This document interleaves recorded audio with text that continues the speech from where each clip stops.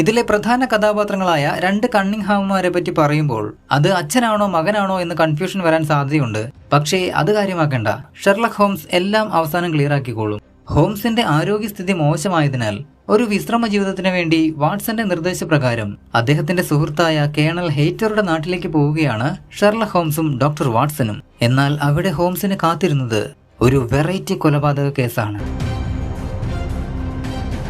കൈയക്ഷരം നോക്കി അത് എഴുതിയ ആളെ പറ്റി ഹോംസ് വളരെ വിശദമായി ഈ കേസിൽ പറയുന്നുണ്ട്. ഹോംസിന്റെ നാടകീയത നിറഞ്ഞ അന്വേഷണ രീതിയാണ് ഈ കേസിന്റെ മറ്റൊരു പ്രത്യേകത. കേസിനെ പറ്റി ഒരു ക്ലൂ പോലും തരാൻ ഞാൻ ഉദ്ദേശിക്കുന്നില്ല. അപ്പോൾ ആ കേസ് ഇങ്ങനെയാണ്. അവർ വന്ന ദിവസം സന്ധ്യയ്ക്ക് അത്താഴ ശേഷം കേണലിന്റെ ആയുധമുറിയിൽ ഇരിക്കുകയായിരുന്നു. ഹോംസ് സോഫയിൽ നിവർന്നു കിടന്നു കേണലിന്റെ പൂർവ്വദേശ ആയുധശേഖരം നോക്കിക്കാണുകയായിരുന്നു ഹെയ്റ്റനും വാട്സണും. ഇനി ഇതിൽ നിന്നൊരു പിസ്റ്റൾ എടുത്ത് മുകളിൽ കൊണ്ടുവയ്ക്കണം.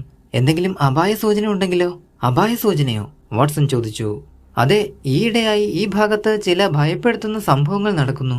കൗണ്ടിയിലെ സമ്പന്നനായ ജന്മിവൃദ്ധൻ ആക്ടന്റെ വീട്ടിൽ കഴിഞ്ഞ തിങ്കളാഴ്ച വീട് പൊളിച്ച് ഒരു കവർച്ചാ ശ്രമം നടന്നിരിക്കുന്നു. വലിയ നാശനഷ്ടങ്ങളൊന്നും വരുത്തി വെച്ചില്ലെങ്കിലും ഇവരുടെ ശല്യം കൂടിയിട്ടുണ്ട്. ഒരു ക്ലൂവും കിട്ടിയില്ലേ? കേണലിനു മേൽ ദൃഷ്ടി പതിപ്പിച്ചുകൊണ്ട് ഹോംസ് ചോദിച്ചു. ഇതുവരെയില്ല. ഒരു സാധാരണ കുറ്റകൃത്യമാണിത്. ഈ നാട്ടിൻ പുറത്ത് സംഭവിക്കാറുള്ളത്.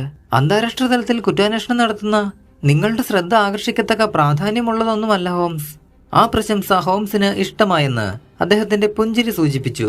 എന്തെങ്കിലും താല്പര്യമുണർത്തുന്ന കേസാണോ? അല്ലെന്നാണ് എന്റെ വിശ്വാസം. കള്ളന്മാർ ലൈബ്രറി മുഴുവൻ കുത്തിമറിച്ചിട്ട് തിരച്ചിൽ നടത്തിയിട്ടുണ്ട്. എന്നാൽ കാര്യമായൊന്നും ലഭിക്കുകയുണ്ടായില്ല. ആ മുറി മുഴുവൻ താറുമാറായി കിടക്കുകയാണ്. മേശവലിപ്പുകളും പെട്ടികളും കുത്തിപ്പൊളിച്ച് പരിശോധിച്ചിരിക്കുന്നു.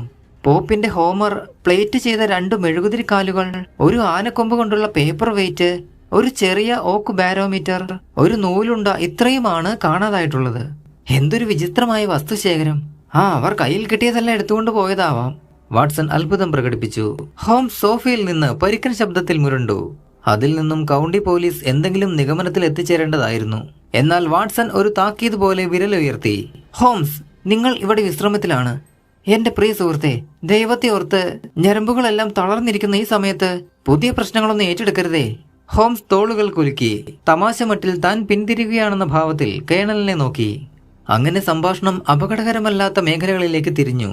എന്നാൽ വാട്സന്റെ എല്ലാവിധ തൊഴിൽപരമായ താക്കീതുകളും വൃഥാവിലാക്കുവാനാണ് വിധിക്കപ്പെട്ടിരുന്നതെന്ന് തോന്നി. പിറ്റേന്ന് രാവിലെ ആ പ്രശ്നം അവരിലേക്ക് കടന്നു വന്നത് ഒഴിവാക്കാനാകാത്ത തരത്തിലായിരുന്നു. അവർ ഇരുവരും പ്രതീക്ഷിക്കാത്ത രീതിയിലാണ് അവരുടെ നാട്ടിൻപുറ സന്ദർശനം തിരിച്ചുവിടപ്പെട്ടത്.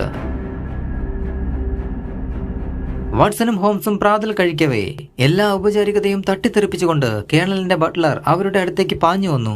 കേണൽ, അങ്ങ് ഈ വാർത്ത കേട്ടോ? അയാൾ കിതച്ചുകൊണ്ട് പറഞ്ഞു. സാർ, ആ കണ്ണിങ്ഹാമിന്റെ വീട്ടിൽ കൊലപാതകം.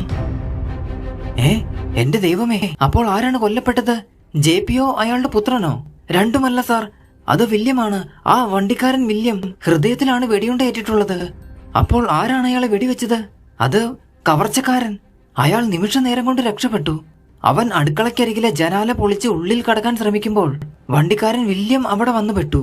യജമാനന്റെ സ്വത്തുക്കൾ രക്ഷിക്കാനുള്ള ഉദ്യമത്തിൽ അയാൾ മരിച്ചു വീണു. എത്ര മണിക്ക്? ഇന്നലെ രാത്രിയാണ് സാർ, ഏകദേശം 12 മണിക്ക്. അപ്പോൾ നമുക്ക് അവിടം വരെ പിന്നീടൊന്ന് പോയിക്കളയാം. അതൊരു മോശം ഇടപാട് തന്നെ. വൃദ്ധൻ കണ്ണിങ്ഹാം ഈ പ്രദേശത്തെ സമ്പന്നനായൊരു ജന്മിയാണ്. വളരെ അന്തസ്സുള്ളൊരു വ്യക്തിയും. ഈ സംഭവത്തിൽ അദ്ദേഹം വല്ലാതെ ദുഃഖിക്കുന്നുണ്ടാവും.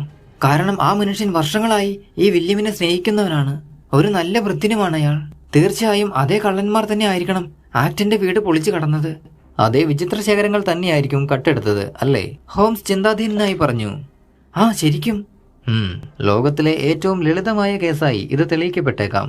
എന്നാൽ ആദ്യ നോട്ടത്തിൽ ഇതൽപ്പം ജിജ്ഞാസ ഉണർത്തുന്നില്ലേ? ഗ്രാമത്തിൽ കൊള്ള നടത്തുന്ന കവർച്ച സംഘം അവരുടെ പ്രവർത്തന മേഖല മാറ്റിക്കൊണ്ടിരിക്കും എന്നാണ് കരുതപ്പെടേണ്ടത്. ഒരേ സ്ഥലത്ത് ഏതാനും ദിവസങ്ങൾക്കുള്ളിൽ 2 കവർച്ച നടത്തില്ല. ഇന്നലെ രാത്രി നിങ്ങൾ മുൻകരുതലിനെ കുറിച്ച് സൂചിപ്പിച്ചപ്പോൾ ഇംഗ്ലണ്ടിലെ ഒരു കള്ളനും ഈ ഇടവകയിലേക്ക് തിരിയാൻ സാധ്യതയില്ലെന്നാണ് ഞാൻ കരുതിയത്. അത് ചില പ്രാദേശിക കള്ളന്മാരായിരിക്കും. അങ്ങനെയാണെങ്കിൽ തീർച്ചയായും ആക്ടന്റെയും കണ്ണിങ്ഹാമിന്റെയും വീടുകളിൽ തന്നെ ആയിരിക്കും അവർ പോവുക. അവരാണ് ഇവിടുത്തെ ഏറ്റവും വലിയ പ്രമാണിമാർ, കേണൽ അഭിപ്രായപ്പെട്ടു. കുറെ വർഷങ്ങളായി അവർ തമ്മിൽ ഒരു കേസ് നടക്കുന്നു. ഇരുവരും പരസ്പരം രക്തം ഊറ്റിക്കൊടുക്കുകയാണെന്ന് പറയാം. കണ്ണിങ്ഹാമിന്റെ പാതി എസ്റ്റേറ്റ് വൃദ്ധൻ ആക്ടൻ അവകാശപ്പെടുന്നു. വക്കീലന്മാർ 2 കൈയും നീട്ടിക്കൊണ്ടാണ് ഈ കേസ് സ്വീകരിച്ചത്. ആ പ്രദേശത്തെ കവർച്ചക്കാരാണെങ്കിൽ അവരെ പിടിക്കാൻ വലിയ പ്രയാസമൊന്നും ഉണ്ടാവില്ല. ഓ ശരി വാട്സൺ, ഞാനിതിൽ ഇടപെടാൻ ഉദ്ദേശിക്കുന്നില്ല. പെട്ടെന്ന് ബട്ട്ലറുടെ ശബ്ദം. സാർ, ഇൻസ്പെക്ടർ ഫോറസ്റ്റർ വന്നിരിക്കുന്നു. വാതിൽ തുറന്നു പിടിച്ചുകൊണ്ട് ബട്ട്ലർ പറഞ്ഞു. ചുറുചുറുക്കുള്ള സുമുഖനായ യുവ പോലീസ് ഓഫീസർ മുറിയിലേക്ക് പ്രവേശിച്ചു. Good morning colonel. ഞാൻ അതിക്രമിച്ച് കടക്കുകയില്ലെന്ന് കരുതുന്നു. ബേക്കർ സ്ട്രീറ്റിലെ മിസ്റ്റർ ഷെർലക് ഹോംസ് ഇവിടെയുണ്ടെന്ന് ഞാൻ കേട്ടു. കേണൽ തന്റെ സ്നേഹിതന് നേരെ കൈനീട്ടി. ഇൻസ്പെക്ടർ കുനിഞ്ഞു വണങ്ങി. നിങ്ങൾക്ക് അവിടം വരെ ഒന്ന് വരുവാൻ ദയവുണ്ടാകുമോ മിസ്റ്റർ ഷെർലക് ഹോംസ്?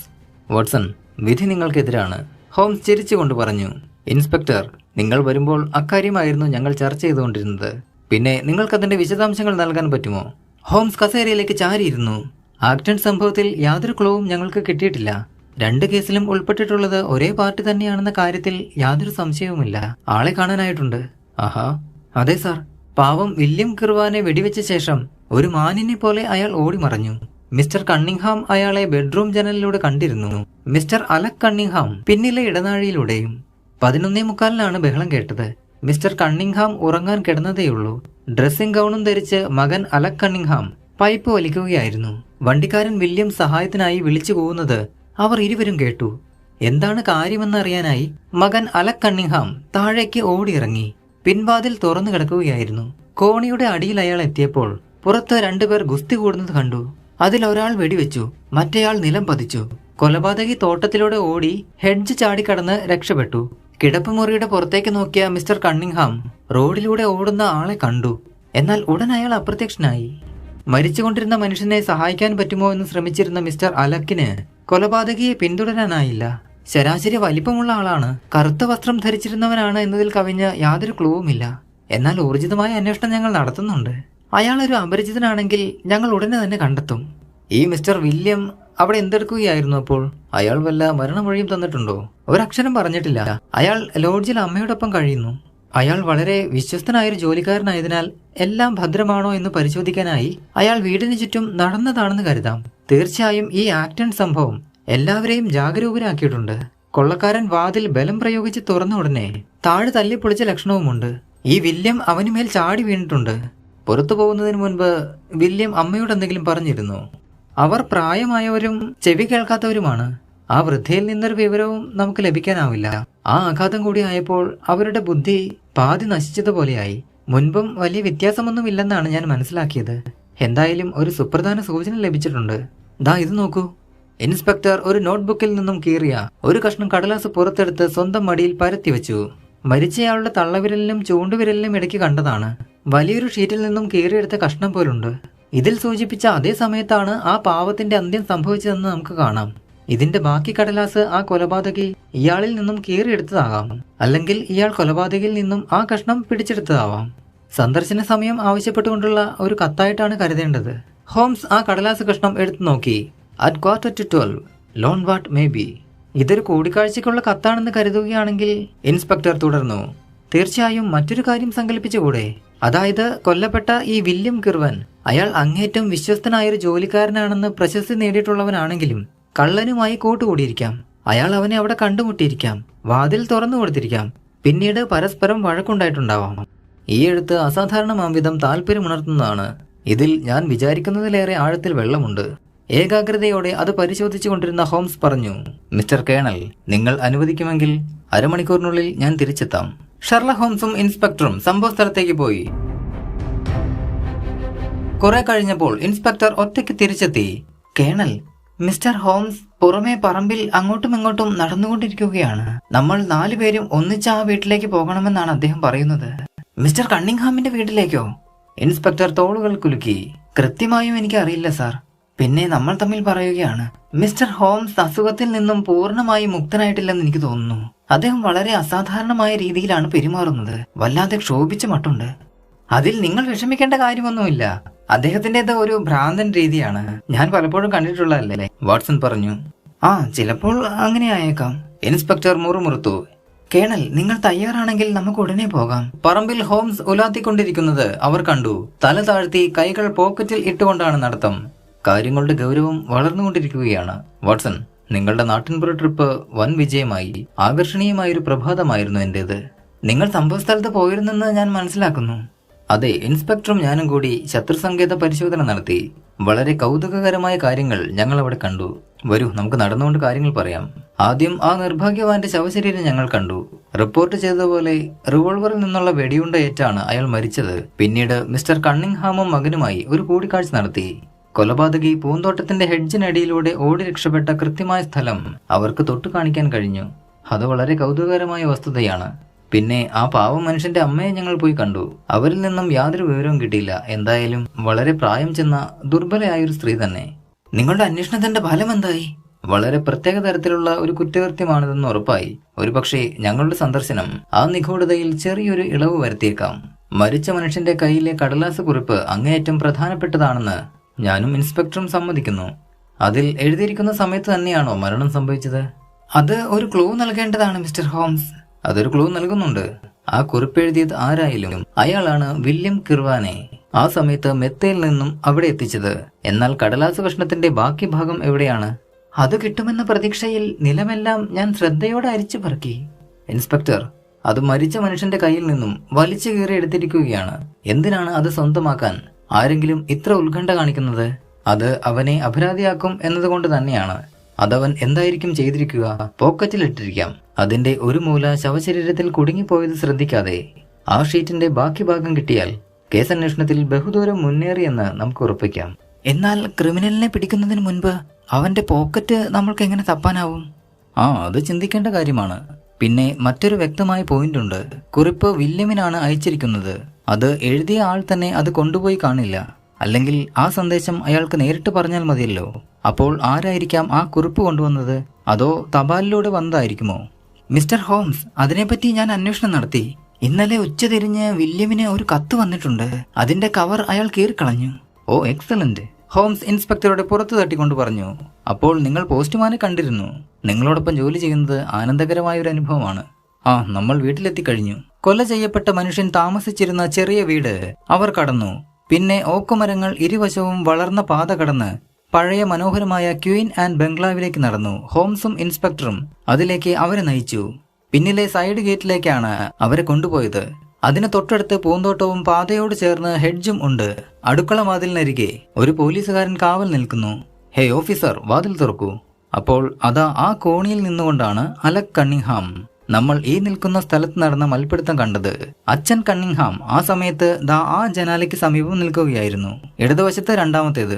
ഈ കുറ്റിക്കാടിന്റെ ഇടതുവശത്തേക്ക് അവൻ ഓടി രക്ഷപ്പെടുന്നത് അദ്ദേഹം കണ്ടു. അപ്പോൾ വെടിയേറ്റ മനുഷ്യന്റെ അടുത്ത് മിസ്റ്റർ അലക് കണ്ണിംഗ്ഹാം മുട്ടുകുത്തിയിരുന്നു.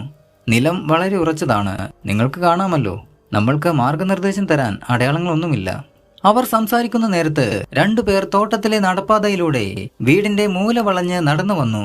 ഒന്ന് പ്രായമായ ഒരാളാണ്. മുഖത്ത് ചുളിവ് വീണിരിക്കുന്നു, കനത്ത കണ്ണുകളും. മറ്റേത് ചുണയുള്ള ഒരു ചെറുപ്പക്കാരൻ. അയാളുടെ തിളങ്ങുന്ന പുഞ്ചിരിക്കുന്ന മുഖവും വർണ്ണശബളമായ വസ്ത്രവും അവിടുത്തെ ശോകാന്തരീക്ഷത്തിന് അനുയോജ്യമല്ലാത്ത രീതിയിൽ തികച്ചും വിചിത്രമായിരുന്നു. നിങ്ങൾ ഇപ്പോഴും ഇതിൽ തന്നെ തുടരുകയാണ്. ഞാൻ വിചാരിക്കുന്നത് നിങ്ങളെപ്പോലുള്ള ലണ്ടൻകാർക്ക് ഒരിക്കലും തെറ്റുപറ്റില്ലെന്നാണ്. എന്തായാലും നിങ്ങൾക്ക് വേഗത വളരെ കുറവാണെന്ന് തോന്നുന്നു. നടന്നു വന്നവരിൽ പ്രായമായ മനുഷ്യൻ മിസ്റ്റർ കണ്ണിംഗ്ഹാം പറഞ്ഞു. നിങ്ങൾ ഞങ്ങൾക്ക് കുറച്ച് സമയം തരണം. ഹോംസ് പ്രസന്നഭാവത്തിൽ മറുപടി നൽകി. തീർച്ചയായും നിങ്ങൾക്കത് വേണ്ടിവരും, യുവാവായ അലക് കണ്ണിംഗ്ഹാം പറഞ്ഞു.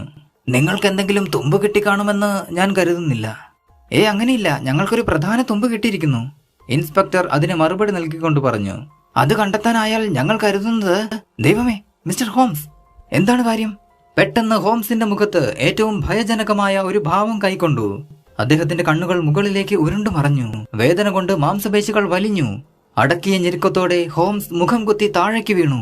പെട്ടെന്നുണ്ടായ ഈ രോഗബാധയിൽ ഭയപ്പെട്ടു പോയ അവർ ഹോംസിനെ അടുക്കളയിലേക്ക് താങ്ങിക്കൊണ്ടുപോയി. വലിയൊരു കസേരയിൽ കിടത്തി.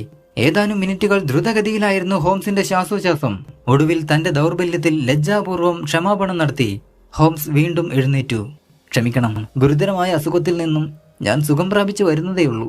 അതിന്റെ കാര്യങ്ങൾ ഡോക്ടർ വാട്സൺ നിങ്ങൾക്ക് പറഞ്ഞു തരും. പെട്ടെന്ന് ഇങ്ങനെ ഞരമ്പുകൾ വലിഞ്ഞു മുറുകുന്നൊരു രോഗം എനിക്ക് വരാറുണ്ട്. അത് കാര്യമാക്കേണ്ട. എന്നാൽ ഞാൻ എന്റെ വണ്ടിയിൽ നിങ്ങൾ കൊണ്ടുവിടട്ടെ?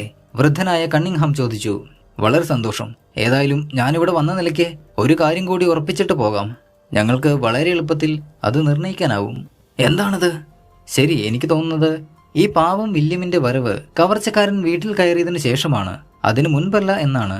വാതിൽ തുറക്കാൻ ബലപ്രയോഗം നടത്തിയിട്ടുണ്ടെങ്കിലും കൊള്ളക്കാരൻ ഒരിക്കലും ഉള്ളിൽ കടന്നിട്ടില്ലെന്ന് നിങ്ങൾ വിശ്വസിക്കുന്നു അല്ലേ? അത് തികച്ചും വ്യക്തമാണെന്ന് ഞാൻ കരുതുന്നു, മിസ്റ്റർ കണ്ണിംഗ്ഹാം ഗൗരവത്തിൽ മറുപടി നൽകി. ആരെങ്കിലും അവിടെ കറങ്ങിയടിച്ചിരുന്നെങ്കിൽ തീർച്ചയായും അവൻ കേട്ടേനെ. അയാൾ എവിടെയാണ് ഇരുന്നിരുന്നത്? എന്റെ ഡ്രസ്സിംഗ് റൂമിലിരുന്ന് ഞാൻ പുകവലിക്കുകയായിരുന്നു, മകൻ അലക് കണ്ണിംഗ്ഹാം പറഞ്ഞു. ഏത് ജനാലക്കരികിൽ? ഇടതുവശത്തെ അവസാനത്തേത്, എന്റെ അച്ഛൻ്റെതിന് തൊട്ടടുത്ത്. അപ്പോൾ തീർച്ചയായും നിങ്ങൾ ഇരുവരുടെയും മുറികളിൽ വിളക്കുകൾ കത്തിയിരിക്കണം. ഓ, സംശയമില്ല. വളരെ വിചിത്രമായ ചില പോയിന്റുകൾ ഇതിലുണ്ട്. മുറികളിലുള്ള 2 പേരും ഉറങ്ങിയിട്ടില്ലെന്ന് അവിടുത്തെ വെളിച്ചം കണ്ടു മനസ്സിലാക്കുന്ന കള്ളൻ എത്ര പരിചയസമ്പന്നനായാലും മനഃപൂർവ്വം വാതിൽ പൊളിച്ച് അകത്തു കയറാൻ ശ്രമിക്കുന്നത് വിചിത്രമായി തോന്നുന്നില്ലേ? ഹോംസ് മന്ദഹസ്തോടെ പറഞ്ഞു. അവനൊരു പേടിയില്ലാത്തവനായിരിക്കാം. മിസ്റ്റർ ഹോംസ്, ഈ കേസ് അസാധാരണമായിരുന്നില്ലെങ്കിൽ ഞങ്ങൾ നിങ്ങളുടെ അടുത്ത് സഹായം തേടിയെത്തില്ലായിരുന്നു. വില്യം വരുന്നതിനു മുൻപ് കള്ളൻ വീട് കൊള്ളയടിച്ചിട്ടുണ്ടെന്ന നിങ്ങളുടെ നിഗമനം ഏറ്റവും മണ്ടത്തരമായിട്ടാണ് ഞാൻ കരുതുന്നത്. വീടിനകം താറുമാറായി കിടക്കുന്നതോ എന്തെങ്കിലും സാധനങ്ങൾ നഷ്ടപ്പെട്ടതോ ആയിട്ട് അറിവില്ല, അല്ലേ? യുവാവായ അലക് കണ്ണിംഗ്ഹാം അഭിപ്രായപ്പെട്ടു. അത് നിങ്ങളുടെ സാധനത്തെ ആശ്രയിച്ചിരിക്കും. പ്രത്യേകതരം ഒരു കവർച്ചക്കാരനുമായാണ് നമ്മൾ ഇടപെടുന്നതെന്ന് ഓർക്കണം. സ്വന്തമായ രീതിയിൽ പ്രവർത്തിക്കുന്നവൻ. ഉദാഹരണത്തിന് മിസ്റ്റർ ആക്ടന്റെ വീട്ടിൽ നിന്നും എടുത്തുകൊണ്ടുപോയ വിചിത്ര വസ്തുക്കൾ എന്തായിരുന്നു അത്? ഒരു നൂലുണ്ട, ഒരു പേപ്പർ വെയിറ്റ്, അങ്ങനെ മറ്റെന്തൊക്കെയോ നിസ്സാര വസ്തുക്കൾ. ശരി, ഞങ്ങൾ തീർച്ചയായും നിങ്ങളുടെ കൈകളിലാണ് മിസ്റ്റർ ഹോംസ്. നിങ്ങളോ ഇൻസ്പെക്ടറോ നിർദ്ദേശിക്കുന്നതെല്ലാം തീർച്ചയായും ഞങ്ങൾ ചെയ്തിരിക്കും. എന്നാൽ ആദ്യമായി നിങ്ങളൊരു പാരിതോഷികം പ്രഖ്യാപിക്കണം. എന്തുകൊണ്ടെന്നാൽ ഔദ്യോഗിക രീതിയിൽ നീങ്ങുകയാണെങ്കിൽ അതിന് കുറെ സമയമെടുക്കും. ഞാനിത് കുറിച്ചു വെച്ചിട്ടുണ്ട്. വിരോധമില്ലെങ്കിൽ അതിലൊന്ന് ഒപ്പിട്ടാൽ മതി. ഒരു 50 പൗണ്ട് പാരിതോഷികം അധികമാവില്ലെന്ന് കരുതാം. ഓ, സന്തോഷത്തോടെ 500 കൊടുക്കാൻ ഞാൻ തയ്യാറാണ്. ഹോംസ് കൊടുത്ത കടലാസും പെൻസിലും എടുത്ത് വൃദ്ധൻ കണ്ണിംഗ്ഹാം പറഞ്ഞു. അയാൾ ഹോംസ് എഴുതിക്കൊണ്ടുവന്ന ആ കടലാസ് വായിച്ചു നോക്കി. എന്താണിത്? ഇത് മുഴുവൻ ശരിയല്ലല്ലോ. എന്തുപറ്റി? ഞാൻ ധൃതി പിടിച്ചെഴുതിയതാണ്. എന്തെങ്കിലും തെറ്റുണ്ടെങ്കിൽ? മിസ്റ്റർ ഹോംസ്, നിങ്ങൾ തുടങ്ങിയിരിക്കുന്നത് ഇങ്ങനെയാണ്. നോക്കൂ, ചൊവ്വാഴ്ച കാലത്ത് 12:45 മണിക്ക് ഒരു മോഷണ ശ്രമം. സത്യത്തിൽ 11:45 ഹോംസിന് അങ്ങനെ ഒരു തെറ്റുപറ്റിയതിൽ വാട്സന് വിഷമം തോന്നി. കാരണം എത്ര സൂക്ഷ്മതയോടെ അത്തരം കുറിപ്പുകൾ തയ്യാറാക്കണമെന്ന് ഹോംസ് നിഷ്കർഷിക്കാറുള്ളത് വാട്സന് നന്നായി അറിയാം. വളരെ കുറ്റമറ്റ രീതിയിൽ വസ്തുതകൾ എഴുതുന്നത് ഹോംസിന്റെ ഒരു പ്രത്യേകത തന്നെയാണ്. എന്നാൽ ഈയിടെ ബാധിച്ച അസുഖം അദ്ദേഹത്തെ വല്ലാതെ ഇളക്കിയിരിക്കുന്നു. ഈ ചെറിയൊരു തെറ്റ് തന്നെ ഹോംസ് പഴയ നിലയിൽ ആയിട്ടില്ലെന്ന് തെളിയിക്കാൻ ധാരാളമാണ്. ഒരു നിമിഷം ഹോംസും അന്താളിച്ചതായി കാണപ്പെട്ടു. ഇൻസ്പെക്ടർ പുരികമുയർത്തി. മകൻ അലക് കണ്ണിംഗ്ഹാം പൊട്ടിച്ചിരിച്ചു. ആ വൃദ്ധനായ മാന്യൻ എന്തായാലും തെറ്റുതിരുത്തി ഹോംസിന് കടലാസ് തിരിച്ചു നൽകി. ദാ കടലാസ്, ഇനി കഴിയുന്നത്ര വേഗത്തിൽ ഇത് അച്ചടിച്ചിറക്കുക. നിങ്ങളുടെ ഐഡിയ എന്തായാലും ഒന്നാന്തരം തന്നെ. ഹോംസ് ആ കുറിപ്പ് വളരെ ശ്രദ്ധിച്ച് പോക്കറ്റിൽ വെച്ചു. ഇനി നമ്മൾ എല്ലാവരും കൂടി വീടിനകത്ത് പോയി ഈ പ്രത്യേകതക്കാരനായ കവർച്ചക്കാരൻ എന്തെങ്കിലും എടുത്തുകൊണ്ട് പോയിട്ടുണ്ടോ എന്ന് പരിശോധിക്കുന്നത് വളരെ നന്നായിരിക്കും. ഉള്ളിൽ കയറുന്നതിന് മുൻപ് ബലം പ്രയോഗിച്ച് തുറന്ന വാതിൽ ഹോംസ് പരിശോധിച്ചു. ഒരു ഉളിയോ ബലമുള്ള കത്തിയോ ഉപയോഗിച്ചാണ് പൂട്ട് തുറന്നിട്ടുള്ളതെന്ന് ഉറപ്പായി. മരപ്പലകയിലും അതിന്റെ അടയാളങ്ങൾ അവർക്ക് കാണാൻ കഴിഞ്ഞു. നിങ്ങൾ കതകിനുള്ളിൽ കമ്പി ബാറുകൾ ഇടാറില്ലേ? ഹോംസ് ചോദിച്ചു. ഒരിക്കലും അത് അത്യാവശ്യമായി തോന്നിയിട്ടില്ല. നിങ്ങൾ നായയെ വളർത്തിയിട്ടില്ലേ? ഉവ്വ്, വീടിന്റെ മറ്റേ വശത്ത് കെട്ടിയിരിക്കുകയാണ്. വേലക്കാർ എപ്പോഴാണ് ഉറങ്ങാറുള്ളത്? ഏകദേശം 10 മണിക്ക്. ഈ വില്യമും പതിവായി ആ സമയത്ത് തന്നെയായിരിക്കും ഉറങ്ങാറുള്ളതെന്ന് ഞാൻ കരുതുന്നു. ഈ പ്രത്യേക രാത്രിയിൽ അയാൾ ഉണർന്നിരുന്നത് അതിശയകരമായിരിക്കുന്നു. ഇനി നിങ്ങൾക്ക് വീട് കാട്ടിത്തരാൻ ദയവുണ്ടാകുമെങ്കിൽ ഞാൻ അതീവ സന്തുഷ്ടനായിരിക്കും മിസ്റ്റർ കണ്ണിംഗ്ഹാം. കല്ല് വിരിച്ച ഒരു ഇടനാഴി കടന്ന് അടുക്കളയുടെ അപ്പുറത്തുകൂടെ മരക്കോണി കയറി അവർ വീടിന്റെ 1ാം നിലയിലെത്തി. അതിന്റെ ലാൻഡിങ്ങിന്റെ എതിർവശത്ത് കൂടുതൽ ചിത്രപ്പണിയുള്ള കോണി കാണാം. മുൻവശത്തെ ഹാളിൽ നിന്നും വരുന്നതാണത്. ഈ ലാൻഡിങ്ങിൽ നിന്നാണ് ഡ്രോയിങ് റൂമിലേക്കും നിരവധി ബെഡ്റൂമുകളിലേക്കും പോകുന്ന വാതിലുകൾ ഉള്ളത്. മിസ്റ്റർ കണ്ണിംഗ്ഹാമിന്റെയും അടക്കം. ഹോംസിന്റെ മുഖഭാവത്തിൽ നിന്നും ഒരു നിഗമനത്തിൽ എത്തിയിട്ടുണ്ടെന്ന് വാട്സന് മനസ്സിലായി. എന്നാലും ഏത് ദിശയിലേക്കാണ് പോക്കെന്ന് വാട്സന് ഊഹിക്കാനേ കഴിഞ്ഞില്ല. മിസ്റ്റർ ഹോംസ്, ഇത് തീർച്ചയായും തീരെ അനാവശ്യമായ കാര്യമാണ്. കോണിയുടെ അറ്റത്തുള്ള മുറി എന്റേതാണ്. അതിനപ്പുറത്തുള്ളത് എന്റെ മകന്റെയും. ഞങ്ങൾ അറിയാതെ കള്ളന് മുകളിലേക്ക് വരാൻ പറ്റുമോ എന്ന കാര്യം താങ്കളുടെ തീരുമാനത്തിന് വിട്ടുതരുന്നു. വീണ്ടും തുടക്കം മുതൽ പുതിയതായി അന്വേഷിക്കുകയാണ് നിങ്ങൾക്ക് നല്ലതെന്ന് ഞാൻ കരുതുന്നു. വിദ്വേഷം നിറഞ്ഞൊരു പുഞ്ചിരിയോടെ മകൻ കണ്ണിംഗ്ഹാം അഭിപ്രായപ്പെട്ടു. മിസ്റ്റർ കണ്ണിംഗ്ഹാം, ഇത് നിങ്ങളുടെ മകന്റെ മുറിയാണെന്ന് ഞാൻ കരുതുന്നു. പിന്നെ അത് ഡ്രസ്സിംഗ് റൂം. ആപൽ സൂചന കിട്ടിയപ്പോൾ പുക വലിച്ചുകൊണ്ടിരുന്ന സ്ഥലം ഇതാണ്. ആ ജനലിലൂടെ ഏത് കാഴ്ചയാണ് കാണാനാവുക? ഞാനൊന്ന് പരിശോധിക്കട്ടെ. ഷെർലക് ഹോംസ് ബെഡ്റൂമിലേക്ക് കടന്ന് വാതിൽ തള്ളി തുറന്ന് മറ്റേ മുറിയൊന്ന് വീക്ഷിച്ചു. ഇപ്പോൾ നിങ്ങൾ തൃപ്തനായെന്ന് ഞാൻ വിചാരിക്കുന്നു. രൂക്ഷമായി നോക്കിക്കൊണ്ട് മിസ്റ്റർ കണ്ണിംഗ്ഹാം പറഞ്ഞു. Thank you. ഞാൻ ആഗ്രഹിച്ചതെല്ലാം കണ്ടു കഴിഞ്ഞെന്ന് തോന്നുന്നു. ഇനി വേണമെങ്കിൽ എന്റെ മുറിയിലേക്ക് പോകാം. കണ്ണിംഗ്ഹാം തോൾ കുലുക്കിക്കൊണ്ട് അവരെ സ്വന്തം മുറിയിലേക്ക് കൊണ്ടുപോയി. അത് ലളിതമായ രീതിയിലായിരുന്നു സജ്ജീകരിച്ചിരുന്നത്. സാധാരണ മുറി. അവർ ജനാലയുടെ അരികിലേക്ക് നടക്കവേ ഹോംസ് നടത്തം മെല്ലെയാക്കി. വാട്സണും ഹോംസും ആ ഗ്രൂപ്പിന്റെ ഏറ്റവും പിന്നിലായി. കട്ടിലിന്റെ കാലിനടുത്ത് ഒരു പെഗ് ടേബിളിൽ ഒരു പെയിന്റ് നിറയെ ഓറഞ്ചുകളും ഒരു ജഗ് വെള്ളവും വെച്ചിട്ടുണ്ടായിരുന്നു. അവർ അത് കടന്നു പോകുമ്പോൾ ഹോംസ് മനഃപൂർവ്വം അതെല്ലാം തട്ടിത്തെറിപ്പിച്ചു. വാട്സനെ അത് വല്ലാതെ ആശ്ചര്യപ്പെടുത്തി. ഗ്ലാസ് 1000 കഷ്ണങ്ങളായി പൊട്ടിച്ചിതറി. ഓറഞ്ചുകൾ മുറിയുടെ എല്ലാ മൂലയിലേക്കും ഉരുണ്ടുപോയി. ഹേ വാട്സൺ, നിങ്ങൾ എന്താണ് ചെയ്തത്? ആ കാർപ്പറ്റ് ആകെ നാശമാക്കിയല്ലോ നിങ്ങൾ. വാട്സൺ അത് കേട്ട് പരിഭ്രമത്തോടെ കുനിഞ്ഞ് ഓറഞ്ചുകൾ പെറുക്കിയെടുക്കാൻ തുടങ്ങി. എന്തോ കാരണത്താൽ തന്റെ സ്നേഹിതൻ തന്റെ മേൽ കുറ്റം ചുമത്താൻ ആഗ്രഹിക്കുന്നുണ്ടെന്ന് വാട്സന് മനസ്സിലായി. എല്ലാവരും കൂടി നിലം വൃത്തിയാക്കാൻ തുടങ്ങി. പെഗ് ടേബിൾ നേരെ വെച്ചു. അല്ല, മിസ്റ്റർ ഹോംസ് എവിടെ പോയി? ഇൻസ്പെക്ടർ ഉറക്കെ വിളിച്ചു പറഞ്ഞു. ഹോംസ് അവിടെ എങ്ങുമില്ലായിരുന്നു. അദ്ദേഹം അപ്രത്യക്ഷനായിരിക്കുന്നു. ഒരു നിമിഷം, നിങ്ങളെല്ലാവരും ഇവിടെ ഇരിക്കൂ, ഞാനിപ്പോ വരാം. എന്റെ അഭിപ്രായത്തിൽ ആ മനുഷ്യന്റെ തലയ്ക്ക് വട്ടാണെന്നാണ് തോന്നുന്നത്. അച്ഛാ, നിങ്ങൾ എന്നോടൊപ്പം വരൂ. അയാൾ എവിടേക്കാണ് പോയതെന്ന് നോക്കാം. അവർ ഇൻസ്പെക്ടറെയും കേണലിനെയും വാട്സനെയും അവിടെ വിട്ടുകൊണ്ട് മുറിയിൽ നിന്നും പുറത്തേക്ക് പാഞ്ഞു. എല്ലാവരും പരസ്പരം മിഴിച്ചു നോക്കിക്കൊണ്ട് നിന്നു. സത്യമായും മിസ്റ്റർ അലക്കിന്റെ വാക്കുകളോട് എനിക്ക് യോജിപ്പാണ്.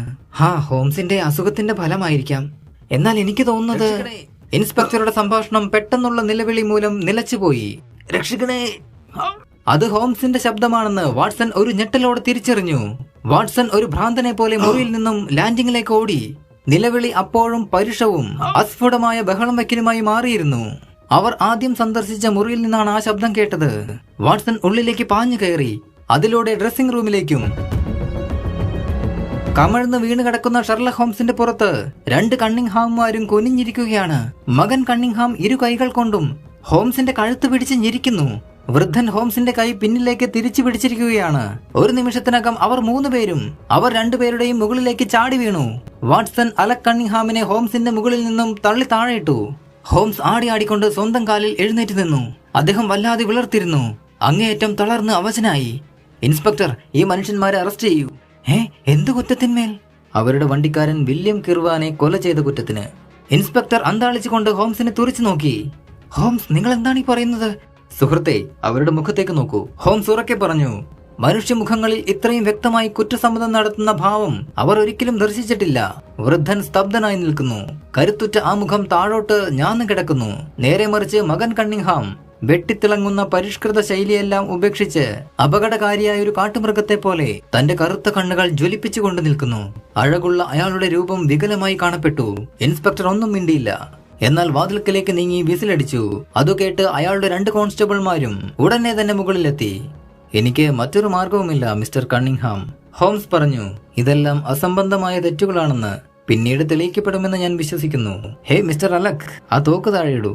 ഇവിടെ അതിന്റെ ഒന്നും ആവശ്യമില്ല. അലക് കണ്ണിംഗ്ഹാം ഉയർത്തിപ്പിടിച്ച റിവോൾവറുമായി നിന്നു. എന്നാൽ ഞൊടിയിടയിൽ ഇൻസ്പെക്ടർ ആ റിവോൾവർ തട്ടി താഴെയിട്ടു.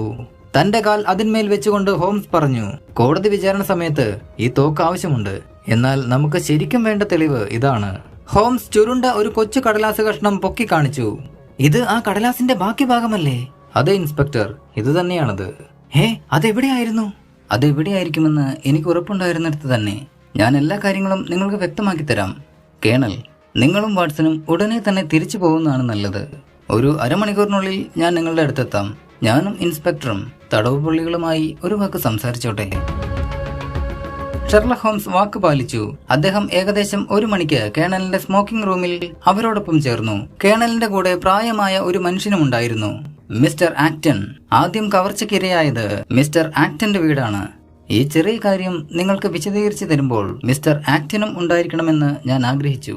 അദ്ദേഹത്തിനും ഇതിലെ വിശദാംശങ്ങളിൽ തീർച്ചയായും താല്പര്യമുണ്ടാവും. എന്റെ പ്രിയപ്പെട്ട കേണൽ, എന്റെ ക്ഷോഭകരമായ പ്രവൃത്തികളിൽ നിങ്ങൾ ഖേദിക്കുന്നുണ്ടോ എന്നാണ് എന്റെ ഭയം. നേരെ മറിച്ചാണ് ഹോംസ്. നിങ്ങളുടെ പ്രവർത്തന ശൈലി നേരിട്ട് കാണാൻ അനുവദിച്ചത് ഏറ്റവും വലിയ അനുഗ്രഹമായിട്ടാണ് ഞാൻ കരുതുന്നത്. എന്റെ എല്ലാ പ്രതീക്ഷകളെയും അങ്ങ് കടത്തിവെട്ടി. നിങ്ങളുടെ പ്രവൃത്തിയുടെ ഫലം എനിക്കിനിയും പിടികിട്ടിയിട്ടില്ല. ഒരു ക്ലൂവുമില്ല. കേണൽ ഹൃദ്യമായി മറുപടി നൽകി. എന്റെ വിശദീകരണം നിങ്ങളെ നിരാശനാകുമോ എന്നാണ് എന്റെ പേടി. എന്റെ മാർഗങ്ങളൊന്നും ഞാൻ എന്റെ സുഹൃത്ത് വാട്സണിൽ നിന്നോ മറ്റു താല്പര്യമെടുക്കുന്നവരിൽ നിന്നോ മറച്ചു വെക്കാറില്ല. എന്റെ ശീലം അതാണ്. എന്നാൽ ആദ്യം ആ ഡ്രസ്സിംഗ് റൂമിൽ വെച്ച് എനിക്കേറ്റ പ്രഹരത്തിൽ നിന്നും ആശ്വാസം നേടാൻ കുറച്ച് ബ്രാൻഡി അകത്താക്കട്ടെ. കേണൽ, ഈയിടെയായി എന്റെ ആരോഗ്യം വളരെ മോശമാണ്.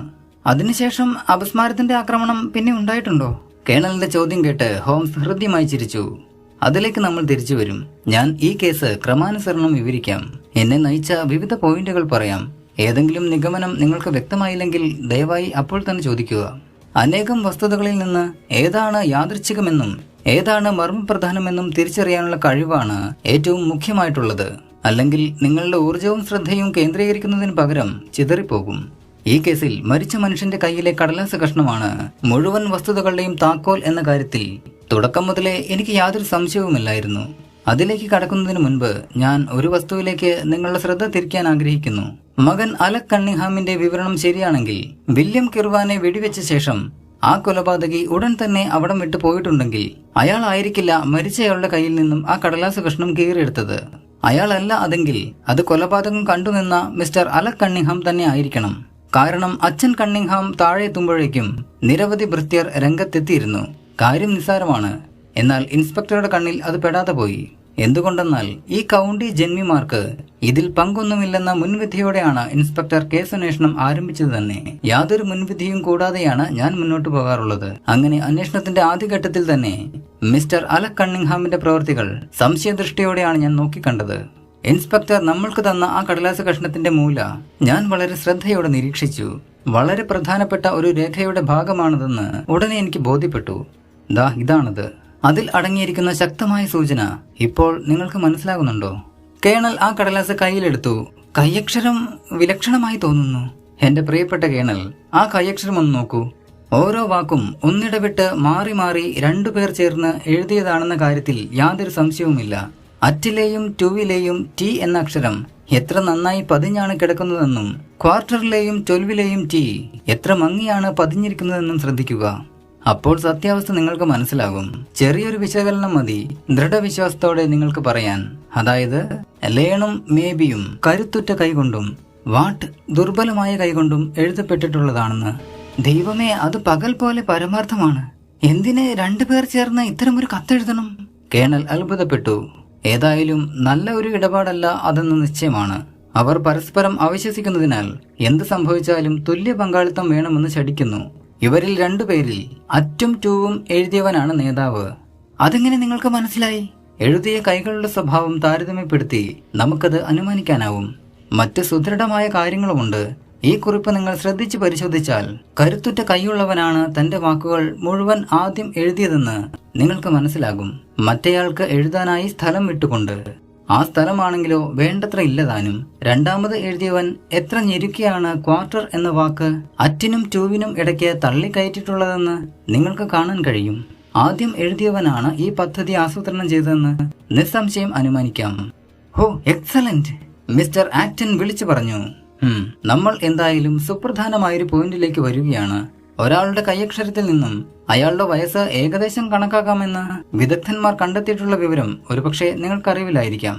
സാധാരണ പരിതസ്ഥിതിയിൽ മിക്കവാറും തെറ്റുകൂടാതെ പ്രവചിക്കാനാവും. ഈ സാധാരണ പരിതസ്ഥിതി എന്ന് ഞാൻ ഉദ്ദേശിച്ചത് അസുഖമോ തളർച്ചയോ ഇല്ലാത്ത അവസ്ഥയാണ്. അങ്ങനത്തെ പരിതസ്ഥിതി വാർദ്ധക്യത്തെ സൂചിപ്പിക്കും, അയാൾ യുവാവായാൽ പോലും. ഈ കേസിൽ ഒരാളുടെ കൈയക്ഷരം കരുത്തും ദൃഢതയുള്ളതുമാണ്, മറ്റേയാളുടേത് ദുർബലവും. എന്നാൽ വായിക്കാൻ പറ്റും. മറ്റേയാൾ തളർന്ന് അവശനാകാത്തൊരു വൃദ്ധനുമാണെന്ന് നമ്മൾക്ക് പറയാൻ കഴിയും. ഓ മിസ്റ്റർ ഹോംസ്, കൊള്ളാം! മിസ്റ്റർ ആക്ടൻ വീണ്ടും അത്ഭുതപ്പെട്ടു. ഇനി മറ്റൊരു പോയിന്റ് കൂടിയുണ്ട്. ഈ കൈയക്ഷരങ്ങൾക്കിടയിൽ പൊതുവെ ചില കാര്യങ്ങളുണ്ട്. അത് രക്തബന്ധമുള്ളവരുടേതാണ്. ഈയുടെ കാര്യത്തിൽ നിങ്ങൾക്കത് ഏറ്റവും അധികം ബോധ്യപ്പെടും. എന്നാൽ എന്നെ സംബന്ധിച്ചിടത്തോളം നിരവധി കൊച്ചു പോയിന്റുകൾ അതേ കാര്യം ചൂണ്ടിക്കാണിക്കുന്നുണ്ട്. രണ്ട് കൈയക്ഷരങ്ങളിലും കുടുംബ മാനറിസം കണ്ടെത്താനാകുമെന്ന കാര്യത്തിൽ എനിക്ക് യാതൊരു സംശയവുമില്ല. ഞാൻ തീർച്ചയായും ഇപ്പോൾ തരുന്നത് ആ പേപ്പറിന്റെ പരിശോധനാ ഫലത്തിലെ മുഖ്യവശങ്ങൾ മാത്രമാണ്. ഇനി മറ്റ് 23 നിഗമനങ്ങൾ കൂടിയുണ്ട്. കണ്ണിങ്ഹാമുമാർ അച്ഛനും മകനും ചേർന്നാണ് ഈ കത്ത് എഴുതിയതെന്ന് അങ്ങനെ ഞാൻ സ്ഥിരീകരിച്ചു. അത്രയും മുന്നോട്ട് പോയ ശേഷം എന്റെ അടുത്ത ചുവടുവയ്പ് തീർച്ചയായും കുറ്റകൃത്യത്തിന്റെ വിശദവിവരങ്ങൾ പരിശോധിക്കലായിരുന്നു. അത് എത്രത്തോളം നമുക്ക് സഹായകരമായിരിക്കും എന്ന് നോക്കണം. ഇൻസ്പെക്ടറോടൊപ്പം ഞാൻ വീട്ടിലേക്ക് പോയി. കാണേണ്ടതെല്ലാം കണ്ടു. മൃതദേഹത്തിലെ മുറിവ് 4 വാര ദൂരെ നിന്ന് റിവോൾവറിൽ നിന്ന് വെടിയേറ്റ് ഉണ്ടായതാണെന്ന് എനിക്ക് പൂർണ്ണ വിശ്വാസമായി. വസ്ത്രത്തിൽ കരിമരുന്നിന്റെ പാടുകളൊന്നുമില്ല. അതുകൊണ്ട് വെടിവെച്ച കേട്ട സമയത്ത് രണ്ടുപേർ തമ്മിൽ അടിപിടി കൂടുന്നത് കണ്ടു എന്ന് മകൻ അലക് കണ്ണിങ്ഹാം പറഞ്ഞത് തീർച്ചയായും നുണയായിരുന്നു. പിന്നെ ഇവർ കൊലപാതകി എന്ന് പറയുന്ന ആ മനുഷ്യൻ റോഡിലേക്ക് ഓടി രക്ഷപ്പെടാൻ ഉപയോഗിച്ച സ്ഥലം അച്ഛനും മകനും പറഞ്ഞത് ഒന്നു തന്നെയാണ്. എന്നാൽ ആ ഭാഗം നനഞ്ഞ് അല്പം താഴ്ന്നു കിടക്കുന്ന സ്ഥലമാണ്. അവിടെ കാൽപ്പാടുകൾ ഒന്നും കാണാത്തതിനാൽ കണ്ണിങ്ഹാമുമാർ വീണ്ടും നുണ പറഞ്ഞു എന്ന് മാത്രമല്ല, അപരിചിതനായ ആരും തന്നെ ആ രംഗത്തെത്തിയിട്ടില്ലെന്നും എനിക്ക് ഉറപ്പായി. ഇനി ഈ വിചിത്രമായ കുറ്റകൃത്യത്തിന്റെ ലക്ഷ്യം എന്താണെന്ന് എനിക്ക് കണ്ടെത്തേണ്ടിയിരിക്കുന്നു. അതിനുവേണ്ടി മിസ്റ്റർ ആക്ടന്റെ വീട്ടിൽ നടന്ന ആദ്യ കവർച്ച ശ്രമത്തിന്റെ കാരണം കണ്ടുപിടിക്കാൻ ഞാൻ യത്നിച്ചു. കേണൽ ഞങ്ങളോട് പറഞ്ഞതിൽ നിന്നും കണ്ണിങ്ഹാമുമാരും മിസ്റ്റർ ആക്ടനും തമ്മിൽ ഒരു കോടതി കേസ് നടന്നുകൊണ്ടിരിക്കുകയാണെന്ന് ഞാൻ മനസ്സിലാക്കി. അവർ നിങ്ങളുടെ ലൈബ്രറിയിൽ ബലമായി പ്രവേശിച്ച് ഈ കേസിന് ഉപകാരപ്രദമായ എന്തെങ്കിലും രേഖകൾ തട്ടിക്കൊണ്ടുപോകാൻ ശ്രമിച്ചു കാണുമെന്ന് പെട്ടെന്ന് എനിക്ക് തോന്നി. ശരിക്കും അങ്ങനെ തന്നെയാണ് മിസ്റ്റർ ഹോംസ്. അവരുടെ പാതി എസ്റ്റേറ്റ് വ്യക്തമായും എനിക്ക് അവകാശപ്പെട്ടതാണ്. അതിൽ ഒരു രേഖയെങ്കിലും അവർക്ക് കിട്ടിയിരുന്നെങ്കിൽ അത് ഭാഗ്യവശാൽ എന്റെ വക്കീലിന്റെ ലോക്കറിലാണെന്നുള്ളത്. അത് കിട്ടിയാൽ അവർ തീർച്ചയായും ഞങ്ങളുടെ കേസ് ദുർബലമാക്കിയേനെ. മിസ്റ്റർ ആക്ടൻ പറഞ്ഞു. നിങ്ങൾ പറഞ്ഞത് ശരിയാണ്. അപകടം പിടിച്ച വീണ്ടുവിചാരമില്ലാത്ത ഒരു ശ്രമമായിരുന്നു അത്. യുവാവായ അലക്കിന്റെ സ്വാധീനമാണ് ഇതിന്റെ പിന്നിലെന്ന് ഞാൻ കരുതുന്നു. ഒന്നും കണ്ടുകിട്ടാതായപ്പോൾ ഒരു സാധാരണ കളവായി സംശയിക്കാനുള്ളതെല്ലാം അവിടെ ചെയ്തു വെച്ചു.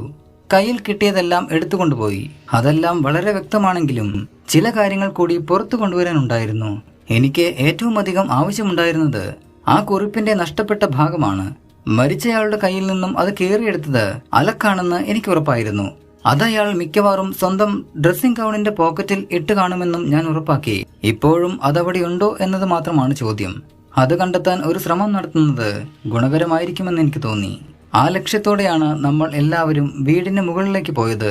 കണ്ണിങ്ഹാമുമാരും അടുക്കളയുടെ പുറത്തെ വാതിലിലൂടെ നമ്മളോടൊപ്പം ചേർന്നത് തീർച്ചയായും നിങ്ങൾ ഓർക്കുന്നുണ്ടായിരിക്കുമല്ലോ. ഏറ്റവും പ്രധാനമായ കാര്യം ഈ കടലാസിനെ കുറിച്ച് അവരെ ഓർമ്മിപ്പിക്കരുത് എന്നുള്ളതാണ്. അല്ലെങ്കിൽ സ്വാഭാവികമായും പെട്ടെന്നത് അവർ നശിപ്പിച്ചു കളയും. ഇൻസ്പെക്ടർ അതിന്റെ പ്രാധാന്യത്തെക്കുറിച്ച് അവരോട് പറയാൻ തുടങ്ങുമ്പോഴാണ് ഞാൻ അപസ്മാരബാധ അഭിനയിച്ച് നിലത്ത് തല കറങ്ങി വീണത്. അങ്ങനെ സംഭാഷണം മറ്റൊരു ദിശയിലേക്ക് തിരിഞ്ഞു. ദൈവമേ, നിങ്ങൾ പറയാൻ ഉദ്ദേശിക്കുന്നത് അതൊരു അഭിനയമായിരുന്നു എന്നാണോ? അപ്പോൾ ഞങ്ങളുടെ അനുകമ്പയെല്ലാം വെറുതെ ആയോ? കേണൽ പൊട്ടിച്ചിരിച്ചു. വാട്സനെ എന്നും പല പുതിയ ഭാവപ്രകടനങ്ങളാൽ കുഴപ്പത്തിലാക്കിയിട്ടുള്ള ഹോംസിന്റെ മുഖത്തേക്ക് വാട്സൺ നോക്കി നിന്നു. എപ്പോഴും ഉപകാരപ്രദമായൊരു കലയാണത്. എനിക്ക് ബോധം വന്നപ്പോൾ കൽപ്പനാശക്തിയുടെ കഴിവ് ഉപയോഗിച്ച് 12 എന്ന് എഴുതിക്കാൻ കഴിഞ്ഞു. മനഃപൂർവ്വം ഞാൻ ആ എഴുത്തിലെ സമയം മാറ്റി എഴുതിയതാണ്.